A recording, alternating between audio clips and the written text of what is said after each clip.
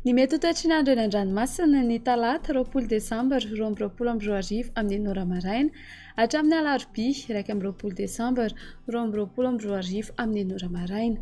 Etỳ Ampiandohany dia tsara ny manamarika fa tsy misy ny filazana fampitandremana amin'ny haavon'ny alondrano. Ho an'ny morontsiraka atsinanana kapitambatra hatrany ankapesta andrahoana mitsitokotoko ho avy atsinanana amin'ny ankapeny rivotra ka ho sivatra amin'ny 9.0 km isan'ora. Adiny mpanonja na anozabeny ranomasina avon'ny onja ray hatramin'ny 1.5 metatra.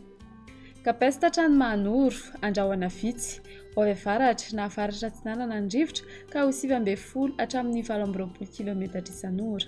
Ahatratra 7.30 km isan'ora indraindray ny any atsimon'ny Sainte-Marie. Adiny mpanonja na anonjabeny ranomasina avon'ny onja ray hatramin'ny 1.5 metatra. Mahanoratra ny Taolagnaro isorana tandrifin-drahona Mahalana ho avy avaratra ny rivotra ka ho 12 hatramin'ny 7.30 km isan'ora. Ahatratra 5.70 km isan'ora ny any atsimon'ny Vangaindrano.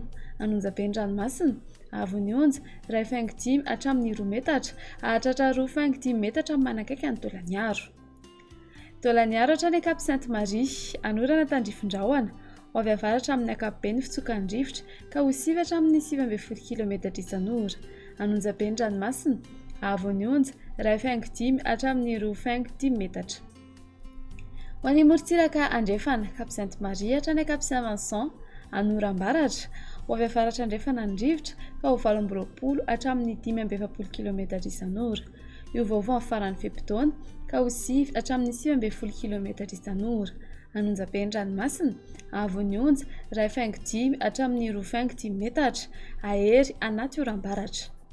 Cap Saint-Vincent hatrany Cap Saint-André anoram-baratra manakaiky ny Melaky sy Morombe ho avy avaratra ny rivotra ka ho 9 hatramin'ny 12 km isan'ora. Ahatratra 7.30 km isan'ora indraindray. Adiny mpanonja na anonjabeny ranomasina avon'ny onja ray hatramin'ny 1.5 metatra. Cap Saint-André hatrany Analalava izy tafiotra anaty oram-baratra anoram-baratra ho avy avaratra na avaratra andrefana ny rivotra ka ho 9 hatramin'ny 9.0 km isan'ora. Ho tonona adiny mpanonja ny ranomasina avon'ny onja ho latsaky ny 2 metatra.